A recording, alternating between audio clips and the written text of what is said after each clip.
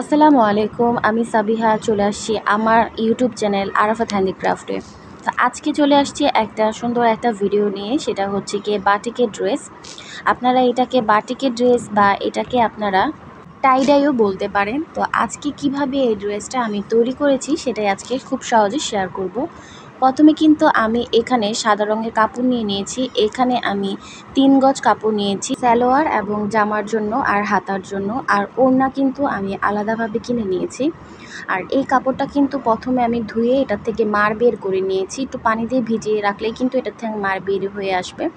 এরপর আমি প্রথমে কিন্তু ড্রেসের মাপটা নিয়ে নিচ্ছি, মানে লম্বায় যতটুকু আমরা ড্রেসের কাপড়টা রাখতে চাচ্ছি অতটুকু রেখে তারপরে আমরা নিচের অংশটা হচ্ছে গিয়ে করব হচ্ছে একরকম ডিজাইন এবং উপরের অংশটা করব আরেক রকমের, মানে চুনরি ডিজাইন হবে উপরের সাইডটা। তো এর জন্য আমি মাপ দিয়ে নিচ্ছি। নিচে যত ইঞ্চি আপনারা চান নিচের যে ডিজাইনটা, আপনারা যদি 10 ইঞ্চি, 15 ইঞ্চি, 20 ইঞ্চি যে যেরকম চান নিতে পারেন। আর উপরের যে চুনরির জন্য দাগগুলো দিচ্ছি এটার জন্য কিন্তু আমি 5 ইঞ্চি পর পর কিন্তু এরকম দাগ দিয়ে নিয়েছি আমার সুবিধার্থে।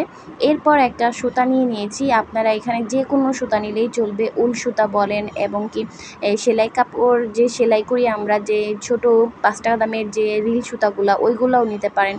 ওইগুলো দিয়ে কিন্তু এইভাবে কিন্তু আমরা চুনরিগুলো বেঁধে নিচ্ছি। আর এই চুনরিগুলো চোখা করার জন্য, মানে 2টা কাপড় এখানে কিন্তু একত্রে, পিছনের সাইড এবং সামনের সাইড 2টা কাপড় একত্রে সুন্দর মতো যাতে হয়, এর জন্য একটা শাসলিকের কাঠি দিয়ে কিন্তু এটা একটু চোখা করে নিয়েছি। তারপরে কিন্তু আমরা ভালো করে গিট দিয়ে দিচ্ছি। আর অবশ্যই এটা কিন্তু একটু টাইট করে ভালো করে গিটটা দিতে হবে।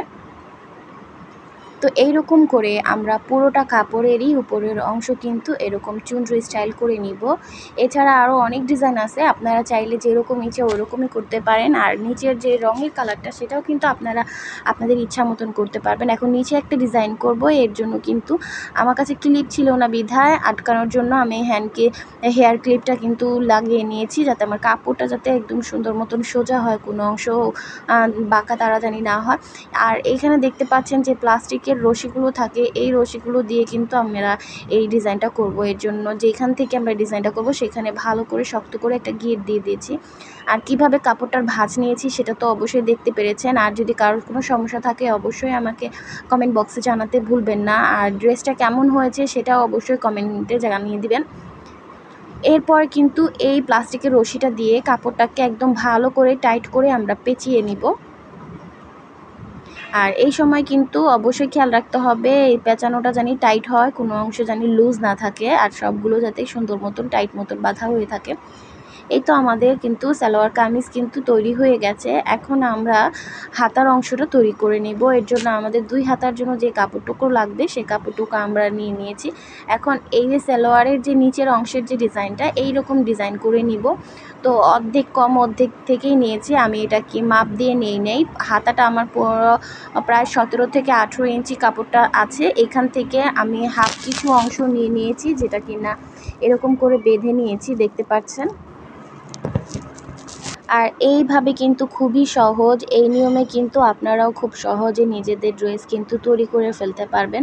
এরপরে আমি সালোয়ার সেটাও কিন্তু তৈরি করে নিচ্ছি। আর সালোয়ারের নিচের অংশ মানে পায়ের অংশ যে সাইডটা, এই সাইডটাকেও এরকম করে পেঁচিয়ে নিয়েছি। খুবই সিম্পল একটা ডিজাইন করে নিচ্ছি। তো আপনারা যদি এর থেকে ভালো কোনো ডিজাইন চান তাহলে অবশ্যই কিন্তু আমাকে কমেন্ট বক্সে জানাবেন, আমি অবশ্যই আপনাদেরকে দেখিয়ে দেব। প্রথমে কাপড়টাকে একটু ভিজিয়ে নিয়েছি, তারপরে পানি গরম করতে দিয়েছি, আর ফুটন্ত গরম পানি নিতে হবে। তারপর একটা বালতির মধ্যে নিয়ে নিয়েছি। এরপরে যে মেডিসিনগুলো এখানে 3 তোলা করে নেওয়া আছে, যেহেতু ওড়না, সালোয়ার এবং হচ্ছে গিয়া সালোয়ার কামিজ হাতা, এর জন্য 3 তোলা রং এখানে লাগবে। তাহলে কিন্তু আপনার ড্রেসটা কিন্তু পারফেক্ট একটা কালার আসবে। এর কম যদি নিতে যান তাহলে কিন্তু কালারটা বেশি ভালো আসবে না। এরপর ভিজানো যে কাপড়গুলো এগুলো কিন্তু আমি এখানে দিয়ে দিয়েছি। আর ওড়নাটাও কিন্তু সেম একইভাবে আমি করে নিয়েছিলাম, যেটা কিনা আপনাদেরকে আমি দেখাই নাই, কারণ সালোয়ারের নিচের অংশ হাতার আর সালোয়ার কামিজের নিচের অংশ আর ওড়নার সাইডটা একই রকমই রেখেছি আমি রশি দিয়ে পেঁচিয়ে। তো এরপরে কিন্তু এটাকে ভালো করে আমি ভিজিয়ে রাখবো। আর এখানে কিন্তু আমি প্রায় 15 মিনিট থেকে 20 মিনিটের মতন ভিজিয়ে রেখেছি।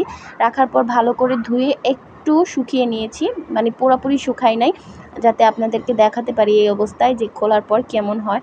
তো দেখতে পাচ্ছেন কেমন হয়েছে। আশা করছি ভিডিওটা ভালো লেগেছে। যদি ভিডিওটা ভালো লেগে থাকে আমার চ্যানেলটাকে সাবস্ক্রাইব করে দিবেন। আর ভিডিওটাকে একটা লাইক করে দিবেন, ফ্রেন্ডদের মাঝে শেয়ার করে দিবেন। এটা হচ্ছে সালোয়ারটা দেখতে পাচ্ছেন। এরপর এটা হচ্ছে ওড়না, জামাটা দেখতে পাচ্ছেন নিচের অংশটা কেমন হয়েছে। আর এখন চুনরিগুলো খুলবো আমরা। একটু করে টান দিলেই কিন্তু চুনরির সুতোগুলো খুলে যাচ্ছে। আর এই দেখতে পাচ্ছেন কি সুন্দর করে এক একটা ছাপা হয়েছে। তো এইভাবে কিন্তু যে কোনো রঙের কালার দিয়ে কিন্তু আপনারা আপনাদের এই ড্রেসগুলো তৈরি করে ফেলতে পারবেন। এই গরমে কিন্তু এইরকম ড্রেসগুলো পরে কিন্তু আপনারা অনেক আরাম পাবেন। ভিডিওটা কেমন হয়েছে অবশ্যই কিন্তু কমেন্ট বক্সে জানাতে ভুলবেন না। আর অবশ্যই কিন্তু আমার ইউটিউব চ্যানেলটাকে সাবস্ক্রাইব করে দিবেন। আর যদি ফেসবুক পেজ থেকে দেখে থাকেন অবশ্যই কিন্তু আমার ফেসবুক পেজটাকে ফলো দিয়ে রাখবেন। তাহলে এরকম সুন্দর সুন্দর ভিডিও আপনারা পাবেন। আল্লাহ হাফেজ।